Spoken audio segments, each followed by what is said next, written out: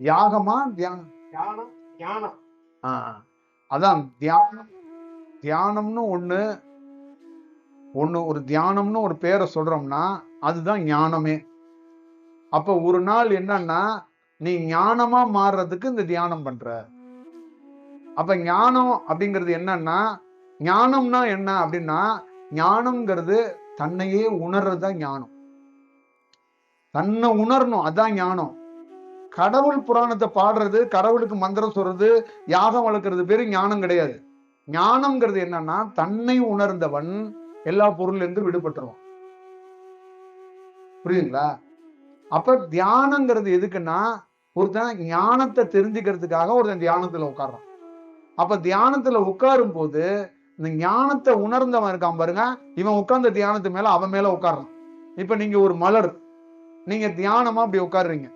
நான் ஒரு வண்டு, நான் ஒரு ஞானவான், நான் உங்க மேல உட்கார்ந்துட்டேன். இப்ப நீங்க என்ன ஆவீங்க? ஒரு நாள் என் தன்மைக்கு மாறிடுவீங்க. இவ்வளவுதான் விஷயம். அப்ப ஒரு குரு நீங்க மலர் மாதிரி இருந்தா ஒரு நாள் அவர் உங்க மேல அமருவார். இவ்வளவுதான் விஷயம். நீங்க அதை விட்டுட்டு வெவ்வேறு மாதிரி இருந்தா அவர் அமர முடியாது. தியானம் அதிகமா இருந்தா அயன் பாக்ஸ் ரொம்ப சூடாகிட்டா துணி வெந்துடும். அந்த மாதிரி தியானங்கிறது என்னன்னா, அந்த நிதானத்தோட உடலை பார்த்து அது ஒரு வேலையா செய்யாம அதுவா நடக்கணும்னு. புரியுதுங்களா? இப்ப மாணிக்க வாசகருடைய எழுத்து எல்லாத்திலுமே வெறி பிடிச்சு பித்து பிடிச்சு எழுதுனது கிடையாது, அதுவா நடந்தது. இப்படி உட்கார்ந்து பேனாவை எடுத்தோன்னே கொட்டுது அருவி மாதிரி. புரியுதுங்களா? அது பேர் நீங்க என்ன சொல்லுவீங்க? அப்படி கண்ணை மூடிட்டு இப்படி உட்கார்ந்தோன்னா நீங்க உள்ள போயிட்டீங்க. அது பேர் தியானம் கிடையாது, அதுவா நடக்குது. இதான் அதுவா நடக்கிறதுங்கிறது நான் சொல்றது.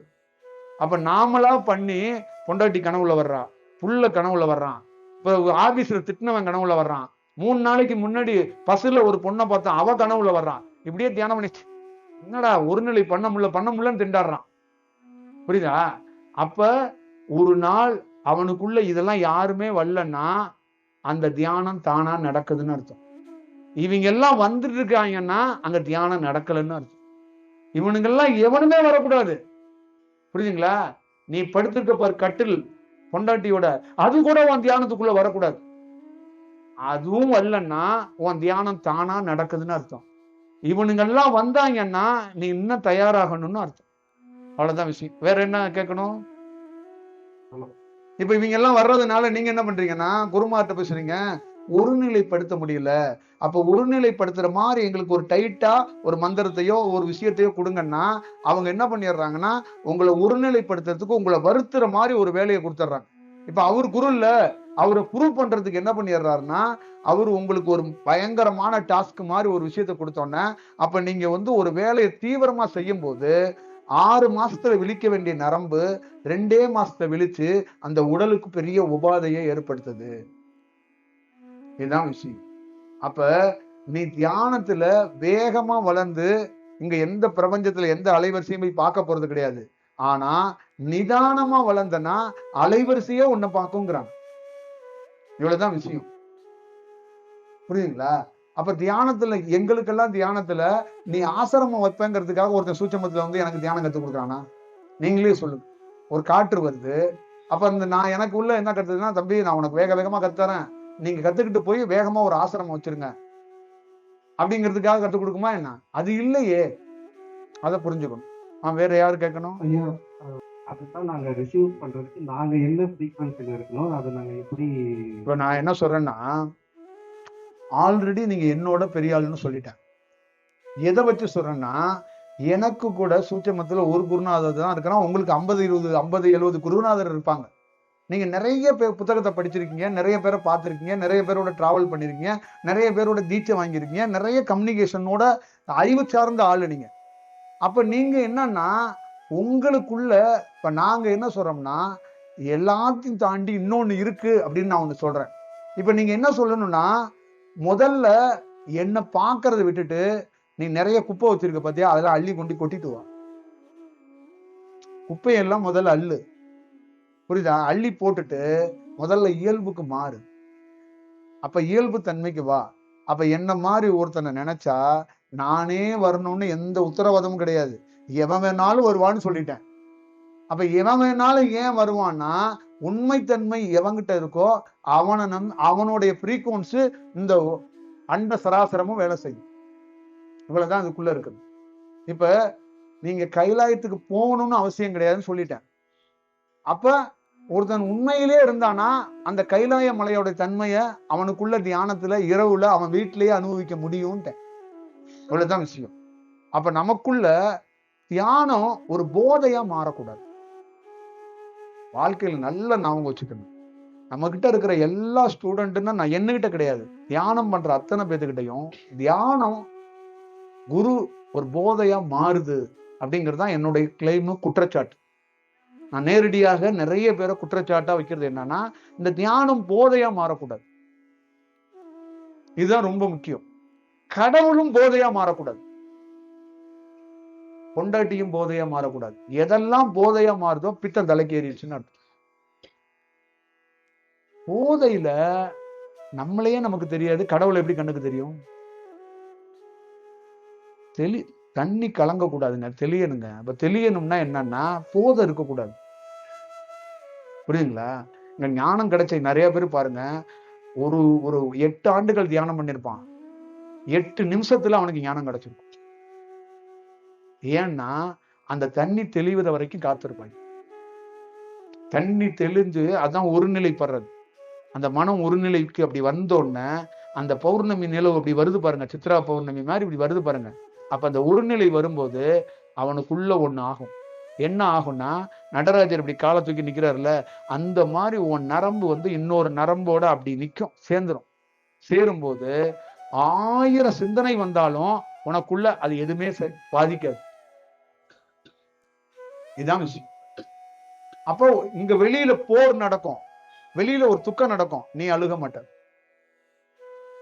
இப்ப உனக்கு கமிட்மெண்ட் ஏகப்பட்டது இருக்கும், நீ அதை கேர் பண்ணவே மாட்ட. அப்ப உனக்கான ஆஃபர் பல லெட்டர் வந்து குமிஞ்சு கிடக்கும், நீ கேர் பண்ண மாட்ட. அவ்வளவுதான் விஷயம். இந்த மாதிரி ஒரு உன்னதமான தருணம் இருக்கு. புத்தர்ல இருந்து இயேசுல இருந்து நீங்க இந்தியாவுல தேடப்பட்ட எல்லா பேத்துக்குள்ளேயும் ஹிஸ்டரியில ஒண்ணுதான் இருக்கு. என்னன்னா, அந்த தருணம் அற்புதமான தருணங்கிறாங்க. இந்த வாழ்க்கையில பெண்ணா பிறந்த நிறைய பேருக்கு தான் ஏஜ் அட்டன் பண்றது ஒரு மிகப்பெரிய அற்புதமான செயல். அதை எத்தனை பெண்களால உணர்ந்திருப்பாங்கன்னு தெரியாது. அதுதான் பெண்மையே. புரியுதா? அதே மாதிரி ஞானம் வருங்க. ஒரு ஏஜ் அட்டன் பண்றதுதான் ஒரு செடி பூ பூக்குது அன்னைக்கு. அதுதான் பெண்மை. அதை உணரணும். நிறைய பிள்ளைங்களால உணர முடியாது, நிறைய பெண்களால உணர முடியாது. அதே மாதிரி ஞானத்துல ஒரு நாள் ஒரு விஷயம் நடக்கும், அப்ப மனம் வேலை செய்யாதுங்க. புரியுதுங்களா? அப்ப உங்களை எவனும் வீழ்த்த முடியாது. இந்த மனம் மட்டும்தான் ஒருத்தனை வீழ்த்த முடியுமே. இந்த உலகத்துல வேற எவனுமே எதிரி கிடையாது நமக்கு. இந்த உலகத்திலே பயங்கரமான எதிரி யாரு தெரியுமா? நம்ம மனம்தான். நம்ம மனதுனாலதான் நம்ம என்ன பண்ணிடுறோம், கண்ட வேலையை பார்த்து எதிரிகளை நம்ம உருவாக்கிடுறோம். எதிரி நமக்கு கிடையாதுங்க, நாம தாங்க உருவாக்குறோம். ஒரு வண்டி எடுத்துட்டு போறோம், ஒரு எதிரில நிப்பாட்டுறோம், அங்க நம்ம தள்ளி நிப்பாட்டலாம், அங்க நிப்பாட்டுறோம். ஒருத்தர் கேட்கிறாரு, இங்க நிப்பாட்டாதீங்க எங்க வீடுங்கிறான், இங்கதான் நிப்பாட்டு வந்துட்டு போயிடுறீங்க. அப்ப இதுக்கு காரணம் யாரு? உன் மனம் தானே. அப்ப உன்கிட்ட மனமே இல்லைன்னா அங்க வண்டியே இருக்காது, நீ வண்டியே எடுக்க மாட்ட. புரியுதுங்களா? அப்ப நீ என்ன, அங்க நான் அவரே பேச வந்தாலும் நீ மனம் இல்லாதனால என்ன பண்ணுவேன்னா அந்த வண்டியை தூக்கி கொண்டு கூட அங்கிட்டு போட்டு போயிடுவார். இவ்வளவுதான் விஷயம். அப்ப ஒரு மனம் ஒரு நூத்துக்கணக்கான எதிரிகளை சம்பாரிச்சு கொடுக்குது. ஒரு மனம் நூத்துக்கணக்கான ஆசை வார்த்தைகளை, ஆசை பிம்பங்களை, ஆசையான சொர்க்கம் மாதிரி நம்மளை வந்து ஒரு மாயையை கிரியேட் பண்ணிக்கிட்டே இருக்கு. இந்த மனம்தான் காரணம். அப்ப ஒரு ஞானி துன்பம், ஒவ்வொரு தனிநபரும் யாருகிட்டையுமே மாட்டிக்கல, மனதுகிட்ட மாட்டிக்கிட்டான். அவனால இப்ப நான் இருக்கேன்ல, என்ன உணர முடியாம போனதுக்கு உன்ட்ட என்ன காரணம்? நீ வலிமையானவங்க, ஏன் உணர முடியலன்னா மனம்தான். அப்ப எப்ப தெரியுமா நீ உணர்வ? இன்னும் 20 ஆண்டுகள் கழிச்சு நீ உணர்வ, அப்ப நான் இருக்க மாட்டேன். இப்படிதான் இந்தியாவில இருந்த எல்லா ஞானியும் எல்லாருடைய உரையும் எடுத்து படிச்சு பாரு. அவன் லைவ்ல பேசியிருப்பான். ஆப்போசிட்ல இருக்கிறவன் மனம் படைத்த மனிதன் உணரவே மாட்டான். ஒரு நம்பிக்கையில நின்றுப்பான். ஒரு நாள் இவரை விலகி போயிடுவாரு, இல்ல சமாதிக்கு போயிடுவாரு. அதுக்கப்புறம் அவன் மனம் கொஞ்சம் ஸ்லோவாகும். அப்ப உணர்வான். ஆனா ஆப்போசிட்ல குரு இருக்க மாட்டாரு. அப்ப குரு புத்தகத்தை இந்த மாடு கண்ணு போட்டோம்னா அந்த அந்த மாடை வந்து கன்றை வந்து மாடு வந்து நக்குமுல்ல, அந்த மாதிரி அவர் படிச்ச புத்தகத்தை எல்லாம் நக்கிட்டு இருப்பாங்க. உருண்டு உருண்டு பெறல்வாங்க. குருநாதா குருநாதா குருநாதா குருநாதாம்பாங்க. அப்ப ஆப்போசிட்ல இருந்திருப்பாரு, பக்கத்திலே இருந்திருப்பாரு. அதை உணர முடியல. காரணம் மனம். அதனால நான் விடிய விடிய கிளாஸ் எடுத்தாலும், விடிஞ்சு கிளாஸ் எடுத்தாலும், இந்த மனம் வந்து என்ன மாதிரி ஆளையோ தியானத்தையோ உணர விடாது. அப்ப நீ கத்து வச்சிருக்க பாரு ஒரு தியானம், நீ தெரிஞ்சு வச்சிருக்க பாரு ஒரு குரு, நீ உணர்த்தி ஏத்தி வச்சிருக்க பாரு ஒரு கடவுள். அந்த விஷயம் இருக்குல்ல, நமக்கு அம்பாள், நமக்கு சிவன் பார்த்துக்குவாருன்னு, அது வந்து உன் மனதுக்குள்ள என்ன பண்ணுனா, உனக்கே தெரியும்டா, உனக்கே தியானம் தெரியும்டா, உனக்கே இந்த மாதிரி விஷயம் எல்லாம் தெரியும்டா அப்படிங்கிற அந்த பிம்பையை கரெக்ட் பண்ணி ஆப்போசிட்ல இருக்கிறவரை உணர விடாம பண்ணி விட்டுப்போம். புரியுதா? அப்ப எங்களுக்குள்ள உள்ள ஒரு காற்று வந்துச்சு, அதை உணர முடியல. அப்ப அந்த காற்று என்ன சொல்லி கொடுத்துச்சுன்னா, உணர முடியாதுங்கிறத சொல்லி கொடுத்துச்சு. எதை சொல்லி கொடுத்துச்சுன்னா, முதல்ல என்னை உணர முடியாது, என்னை கவனி, பல நாள் ஆகும், என்னை கவனிச்சுக்கிட்டே வா, ஒரு நாள் என்னை உணர்வுன்னுச்சு. இப்ப தியானங்கிறது ஒரு குருவை கரெக்டா அந்த வழிமுறைகள்ல ஃபாலோ பண்ணா, அங்க ஒரு நாள் உனக்கான ஒரு மாற்றத்தை அவர் ஏற்படுத்துவார். அந்த ஏற்படுத்துற தருணம் நீ அழுதுருவாங்க. அது பெரும் விபத்தா இருக்கும். அதான் ஞானம். இப்ப என்ன நம்பி நிக்கிறான்ல, அவன் ஒரு விபத்தை சந்திப்பான். அதான் ஞான விபத்து. சந்திச்சே தீருவான். ஆனா அந்த விபத்தை சந்திக்கிறதுக்குள்ள இவனே விபத்தை ஏற்படுத்துறான். அப்ப அந்த குரு என்ன பண்றாருன்னா, இவன் ஏற்படுத்துற விபத்துனால என்னுடைய பணியும் கெட்டு போயிருதுன்னு உன்னை விட்டு விடுபட்டுறாரு.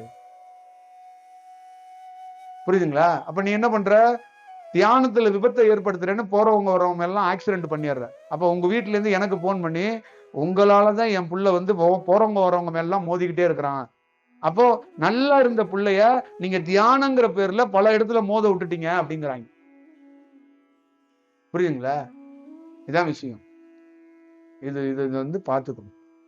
அப்ப வாழ்க்கையில எப்பயுமே ஒரு இயல்பு தன்மையை வளர்க்கறதுக்கு ரொம்ப கடினம். ஒரு குரு போராடுறது எதுமா போராடுறது, உண்மையை மட்டும்தான் சொல்லணும். உசுரே போனாலும் தலையே போனாலும் பொய் சொல்லக்கூடாது. தலை போகட்டும், உயிர் போகட்டும், பொய் தேவையில்லை, பொய்மை வேண்டாம். அவ்வளவுதான் விஷயம். வேகமா இங்க தியானம் பண்ணி யாரும் எதுவும் பண்ண போறது கிடையாது. ஆனா தர்மத்தோட அது எதுவோ அப்படி வந்தாதான் அது சரியான நபர்களை பார்க்க முடியும். அகத்தியர் மாதிரி, போகர் மாதிரி, திருமூலர் மாதிரி ஒரு அலைவரிசைய உண்மைத்தன்மை இல்லாம நீ எவ்வளவு தலைகளை தண்ணி குடிச்சாலும் பார்க்க முடியும். அவ்வளவுதான். ஏன்னா அதெல்லாம் காம்ப்ரமைஸே இல்லாத அலைவரிசைகள். அதெல்லாம் அவ்வளவு சாமானியமா நமக்கு வந்து காட்டியெல்லாம் கொடுத்துறாது. காட்டி கொடுக்கும் சின்ன சின்ன விஷயம். கோயில்ல இருக்கிற சுண்டல், பயிர் சுண்டல் எல்லாம் கொடுக்குறாங்க, பொங்கல் அந்த மாதிரி இருக்கும். இதுலயே பாதி பேர் விழுந்துடுறோம். நம்ம ஏதோ தியானத்தை சாதிச்சிட்ட மாதிரி நினைச்சோம். இதெல்லாம் ஒண்ணும் கிடையாதுங்க. உள்ள போக போக போய்கிட்டே இருப்பீங்க. புரியுங்களா? வெளியில ரோட்ல நடக்கிறீங்கல்ல, தியானங்கிறது ஒரு பெரிய குகை, முடிவில்லாத குகை. அந்த குகைக்குள்ள உள்ள பூந்துட்டீங்கன்னா அந்த குகை எங்க போய் முடியுன்னே தெரியாது. முடிவில்லாத குகை. 1 மணி நேரம் தியானம் பண்ணி, 2 மணி நேரம் தியானம் பண்ணி, பிரமாதமான தியானம்லாம் வந்து நான்லாம் மிரண்டு போயிருக்கேன். ஆனா அடுத்தது அது எனக்கு சொல்லி கொடுத்தது என்னன்னா, டே இது ஒரு குகடா, முடிவே இல்லடான்னா 6 மணி நேரம், 8 மணி நேரம், 10 மணி நேரம், 2 நாள், 3 நாள், 1 வாரம் நான் ஸ்டாப்பா தியானம் நடந்தாலும் அங்க சந்தோஷப்படுறதுக்கு ஒண்ணுமே இல்லை. அது முடிவில்லாத பயணம். போய்கிட்டே இருக்கு.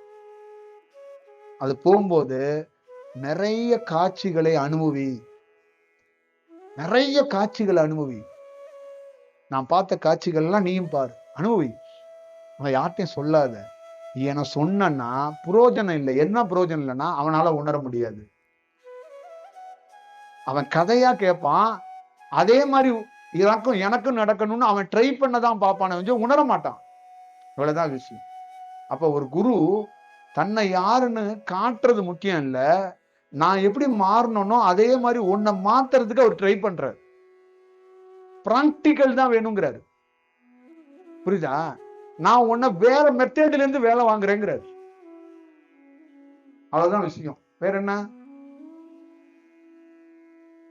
பண்ணும்போது உடம்புல அதிர்வுகள் நிறைய அதான் தியானம் பண்ணும்போது உடல்ல யார் பண்ணாலும் அதிர்வுகள் வரும்.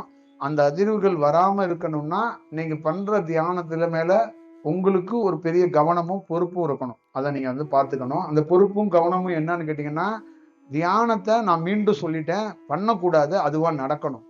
அப்ப ஆரம்ப காலகட்டத்தில இருந்தே தியானம் ஒரு நிதானமா நமக்குள்ள நடக்கிறதுக்கு ஒரு வாய்ப்பை உருவாக்கணும். அவ்வளவுதான் அதுக்குள்ள இருக்கிற விஷயம். அப்ப நீங்க உங்களை நிர்பந்தப்படுத்தும் போது ஒரு அதிர்வுகள் உடல்ல ஏற்படும். அப்ப உடல்ல அதிர்வுகள் ஏற்படும் போது நம்மளால தாங்க முடியாததோ, அது தக்க வச்சுக்க முடியாததோ, அடுத்த கட்டம் என்னங்கிறது தெரியாம நம்ம அப்படி இப்படி போறதுக்கு வாய்ப்பு இருக்கும். அவ்வளவுதான் சொல்றேன். அப்ப நீங்க ஒரு விஷயம்தான், மீண்டும் நான் சொல்றதுதான், நிஜமா எந்த பொருளை நம்புறீங்களோ அந்த பொருளோட நின்னுங்க. அந்த அதிர்வுக்கான தீர்வை ஒண்ணு சூட்சமத்துல இருந்து அந்த அதிர்வலைகளை அதுவே சரி செஞ்சு விட்டுரும். புரியுதுங்களா? அவ்வளவுதான் விஷயம். இப்ப எனக்கு நூத்துக்கணக்கான அதிர்வலைகள் நடக்கும் உடல்ல. அப்ப அதெல்லாம் அப்படியே விட்டுட்டோம்னா பிடிப்பா மாறி உடல் துன்பமாயிரும்.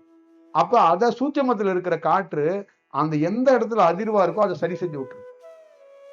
புரியுதுங்களா? ரொம்ப நேரம் நெத்தி போட்டுலயோ தலையிலயோ அழுத்தம் இருந்துட்டுலாம் இருக்கக்கூடாது. ஒரு ஒரு டயத்துக்கு மேல அந்த அழுத்தத்தை அது எப்படி எடுக்கணுமோ அதுவே எடுத்துரும். அப்ப ரொம்ப நேரம் அந்த அழுத்தம் இருந்துச்சுன்னா அங்க நரம்பு மண்டலங்கள்லாம் பாதிக்கும். அப்ப ரொட்டீன் வாழ்க்கைய நம்ம செய்ய முடியாம போயிரும். இப்ப நமக்கு ஒரு இல்லறத்துல ஒரு வாழ்க்கை இருக்கு. இப்ப நம்ம அந்த வகுப்பு பேசுறோம். இப்ப எனக்குள்ள அந்த லயத்துல இருந்தேன்னா நான் எப்படி பேசுவேன்? நீங்களே சொல்லுங்க. புரியாத மொழியில தான் பேசணும். அப்ப அந்த லயத்தை எப்படி நான் பேசுறதுக்கு காரணம்னா, இந்த அதிர்வுகளை எல்லாத்தையும் சமன் பண்ணிக்கிட்டே வந்துதான் இந்த மாதிரி ஒரு செயலை பண்றோம். அப்ப உங்களுக்குள்ள இருக்கிற தியானம் சமன் பெற்றாதான் நீங்க ஒரு 2 குழந்தைக்கு தகப்பனாவோ, ஒரு மனைவியுடைய கணவனாகவோ, ஒரு பொறுப்புள்ள சில கடமைகளை பண்றதுக்கு அப்ப என்ன பண்ணணும்னா தியானம் பண்ணணும், இறைவனை தேடணும், உடல் சமமா இருக்கணும். அப்பதான் தன்னுடைய கடமைகளை செய்ய முடியும். கடமையும் செய்யணும், தியானமும் செய்யணும். அப்ப கடமையும் தியானத்தையும் 2 கண்களாக பயணிக்கணும்னா உடல் நிதானமா சமன் பெறணும். அப்ப உடல் சமன் பெறணும்னா உண்மையா அந்த குருவோட வழிமுறைகள்ல அதை ஃபாலோ பண்ணணும். குரு சரியா இல்ல, அவர் கொடுத்த வழிமுறை சரியா இல்லைன்னா நீங்க பிரபஞ்சமோ இல்ல உங்களுக்கு எது அடுத்த கட்டமா இருக்கோ அதை நம்பி காத்திருந்தா அது ஒரு வழிகாட்ட வாய்ப்பு இருக்கும். இவ்வளவுதான் இதுக்குள்ள இருக்கு. அப்ப எப்பயுமே நாம தியானம் பண்ணணும். ஆனா நமக்கு கொடுக்கப்பட்டிருக்க வேலையையும் நம்ம செய்யணும். இப்ப எனக்கு கொடுக்கப்பட்டிருக்க வேலை தெரியுங்களா? எனக்கு தியானம், அடுத்த நெக்ஸ்ட் மக்களை சந்திக்கணும். அப்ப நான் மக்களை சந்திக்கும் போது நானே புல் போதையிலே இருந்தேன்னா எப்படி மக்களை சந்திப்பேன்? தியானம் என்ற போதையிலே அப்படியே அப்படியே கையை ஆட்டிக்கிட்டே இருந்துச்சுங்க, எப்படி மக்களை சந்திக்கிறது? மக்கள்கிட்ட எப்படி கருத்துக்களை சொல்றது? அப்ப நான் அறையில இருக்கும்போது, கார்கள்ல இருக்கும்போது, பயணத்துல இருக்கும்போது வேற வடிவத்துல இருக்கிறேன். அப்ப ஒரு இடத்துல அது சமன் பண்ணிக்கிட்டு இந்த இடத்துக்குள்ள எந்த மாதிரி உயர்ந்த கருத்துக்களை சொல்வதற்கு உடலை எப்படி தயார் பண்ணணுமோ தயார் பண்ணி வச்சுக்க. அப்ப நம்ம பெரும் தியானம் பண்ணணும். ஆனா குழந்தைக்கோ மனைவிக்கோ சரியான ஒரு நபராக அந்த வேலையும் செய்யணும். இது ரொம்ப முக்கியம். அப்ப இங்க நிறைய பேருக்குள்ள பாதிப்பு என்னன்னா, தியானம் பண்றவங்க ஒரு இடத்துல வீட்டுல இருக்கிற கடமைகள்ல இருந்து தவறப்படுறாங்க. நிறைய பேர் தவறப்படுறாங்க. அப்ப வீட்டுல தவறப்படும் போது என்ன ஆகுன்னா, உங்களுடைய வாழ்க்கையில நீங்க தடுமாற்றத்தை ஏற்படுத்திக்கிறீங்க. அப்ப தடுமாற்றத்துல குடும்பமா தியானமா, குடும்பமா குருவா, அப்ப குடும்பத்தை விட்டுட்டு ஆன்மீகத்துல போய் ஜெயிச்சிடலாமா அப்படி கூட நிறைய பேர் நினைக்கிறாங்க. அப்ப ஏன் நமக்கு கல்யாணம் ஆனிச்சு குடும்பம் வந்துச்சுன்னு கடவுள்கிட்ட புலம்புறாங்க. இது இல்லாம இருந்தா நல்லா தியானம் பண்ணிருக்கலாமே. குடும்பம் பொண்டாட்டி புள்ள வறுமைனாலதான் நீ என்னையே உணர்ந்த தியானத்துக்கே வந்த. இது நடக்கலைன்னா நீ இங்க வந்திருக்கவே மாட்ட. புரியுதுங்களா? தமிழ்நாட்டுல, இந்தியாவுல, உலகத்துல இந்த புத்த பரம்பரையிலே பார்த்துட்டீங்கன்னா சன்னியாசத்துக்குள்ள கிட்டத்தட்ட பல ஆயிரம் பேர் இருக்காங்க, பல லட்சம் பேர் இருக்கிறாங்க.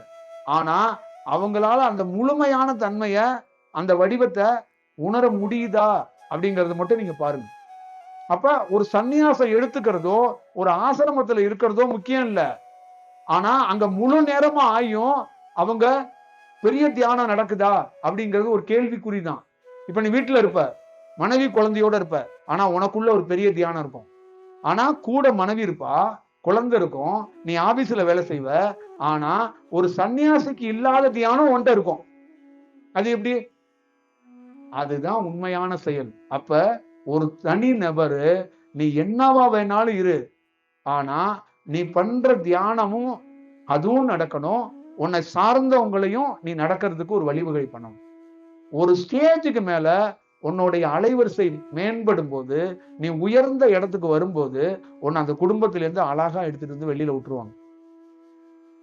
அது வரைக்கும் நீ எந்த வேலையும் பண்ணக்கூடாது.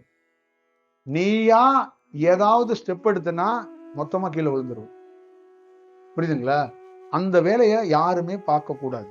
அப்ப வாழ்க்கையில ஒரு செயல் தான் நல்ல ஞாபகம் வச்சுக்கணும். இறைவனை, குருவை பார்க்கணும், பயணிக்கணுங்கிறது எவ்வளவு முக்கியமோ அதே மாதிரி இந்த வறுமையோ, இந்த கொடுமையோ, இந்த குடும்பத்தையோ அதுக்குள்ள உழண்டு அதுலயும் கரை ஏறி வரணுங்கிறதும் ரொம்ப முக்கியம். இப்ப இதுக்குள்ள உழல்றதுனாலதான் நமக்குள்ள ஒரு குருநாதரே கிடைச்சிருக்கிறான். துன்பம் இல்லைன்னா நிறைய பேரை நான் சந்திச்சிருக்கவே மாட்டேன். புரியுதுங்களா? நான் பெரிய பெரிய கோடீஸ்வரங்களை பார்க்கறதே இல்லையே. நீங்களே பாருங்க. நான் சந்திச்ச இன்ன வரைக்கும், இந்த நிமிஷம் வரைக்கும் நான் சந்திச்சதுல 90 விழுக்காடு பேர் ஏழைகளா இருக்கிறாங்க, துன்பத்தோட இருக்கிறாங்க. புரியுதுங்களா?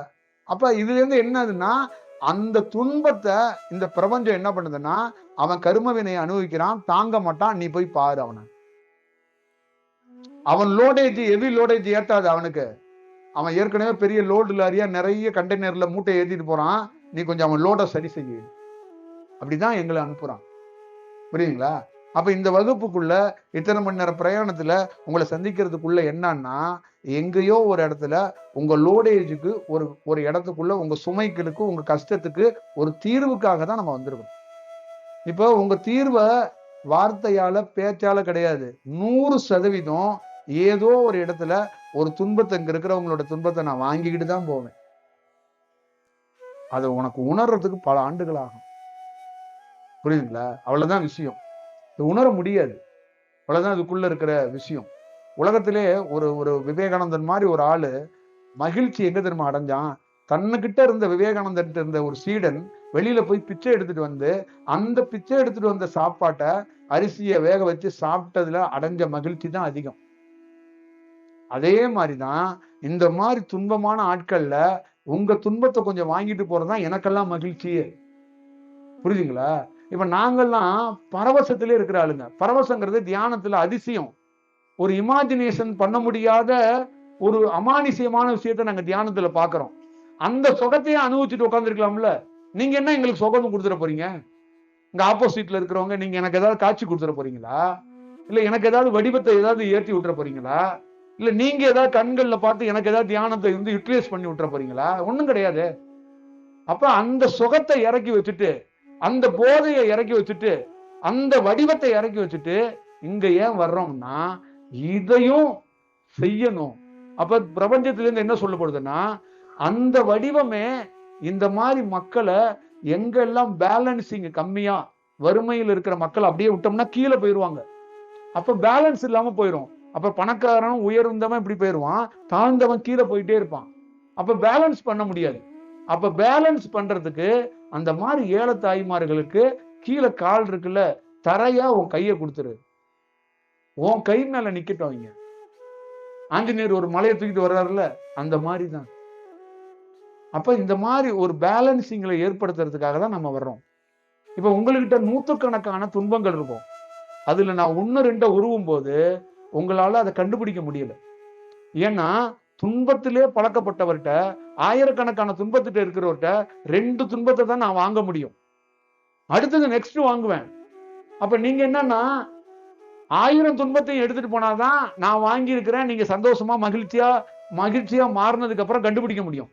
இப்ப நான் 2 பிடுங்கிட்டு போனோம்னா உங்களால கண்டுபிடிக்க முடியும். ஒரு வயல் முழுக்க இருக்கிற 2 கோரையை பிடுங்கிட்டோம்னா அந்த வயல்ல வந்து என்ன தெரியாது இல்ல. அந்த மாதிரிதான் இப்ப உங்களால உணர முடியாது. இதுதான் விஷயம். அப்ப எங்களை மாதிரி ஆளுங்கள்ட்ட சூட்சமத்துல தியானம் வந்த போது முதல்ல எங்களோட துன்பத்தை ஒண்ணு ஒண்ணா எடுத்துச்சு. ஒரு ஸ்டேஜுக்கு மேலதான் தெரிஞ்சிச்சு அது நூற்றுக்கணக்கான துன்பத்தை எடுத்திருக்கேங்கிறத அப்பதான் உணரவே முடிஞ்சிச்சு. அப்போ ஒரு ஸ்டேஜ்ல ஒரு குருவோட பயணிக்கும் போது, ஒரு குருவோட இருக்கும்போது நூற்றுக்கணக்கான துன்பம் உனக்கு விலகி இருக்குங்கிறத ஒரு இடத்துல உணர்வ. அப்ப தெரிஞ்சுக்குவ அதோட ரோல் என்ன, அதோட வடிவம் என்னன்னு. எப்பயுமே நல்லா ஞாபகம் வச்சுக்கோங்க, ஒரு சிவன் ஒரு பார்வதி அப்படிங்கிறது வெறும் பேர் இல்ல. எவன் ஒரு சிவத்தை ஒரு பார்வதிய தலையே போனாலும் அதையே நம்பி நிக்கிறானோ அவன் வாழ்வான்னு அர்த்தம். தலை போனாலும் பரவாயில்ல நிக்கணும்.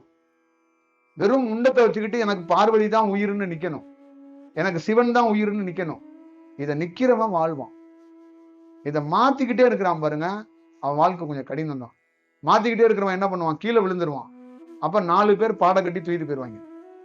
இந்த 4 பேர் கதையினாலதான் நம்மளுடைய படைப்பு தத்துவத்துல எல்லாருமே உணர முடியாம போயிட்டே இருக்கும். புரியுதுங்களா? இந்த 4 பேர் தேவை கிடையாது, 4 தேவை அப்படிங்கிறதுக்காக தான் நாங்கள மாதிரி ஆளுங்க பேசுறோம்.